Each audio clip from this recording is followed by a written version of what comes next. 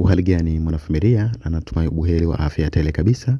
Sasa ni kwamba kwa kile ambacho kimetokea katika maandalizi ya mchezo kati ya Young Africans vs Simba Sports Club kwenye mchezo wa ligi kuu Tanzania bara. Sasa ni kwamba kama tunaofahamu timu hizi mbili hazina viwanja ambavyo kama timu zingeweza kutumia katika mechi zao. Sasa ni kwamba katika mchezo ambao unatarajiwa kuchezwa kwa saa chache hivi karibuni kati ya Wekundu Msimbazi dhidi ya Young Africans.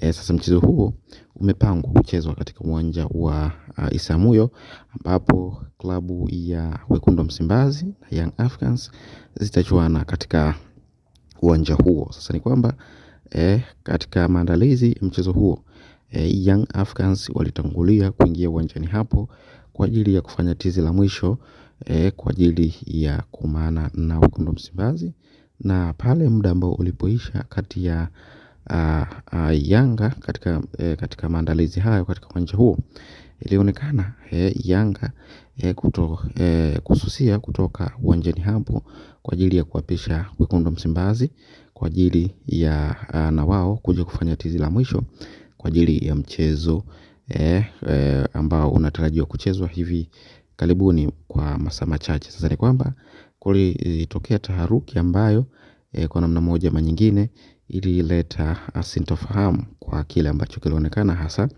kwa Young Africans kuhususia kutoka uwanjani katika mchezo huo, katika mazoezi hayo ambayo walikuwa wanayafanya.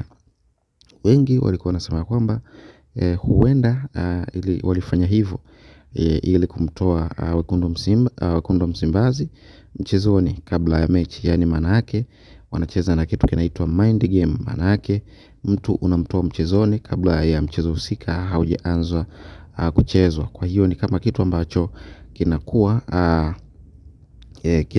kinatengeneza ile saikolojia ya wachezaji kuwatoa mchezoni. Kwa hiyo kwa kile ambacho walikifanya Yanga ni naweza kusema kwamba ni mind game au kuwatoa mchezoni kisaikolojia ya wachezaji, ambapo kitu hiki kimekuwa kikitokea mara kadhaa hasa katika mechi kubwa kama hizi za dabi. Si kwa Yanga peke yake kukifanya, hata Wekundu Msimbazi nao wamewahi kukifanya hivi kwa watani wao ambao ni Young Africans. Kwa hiyo ni vitu ambavyo ni vya kawaida hasa kwenye game kama hizi kubwa, hasa mechi za dabi. Kwa hiyo kwa kile ambacho kilionekana au kilichofanyika ni kitu ambacho si kitu ambacho ni kigeni sana, ni kitu ambacho si kipya.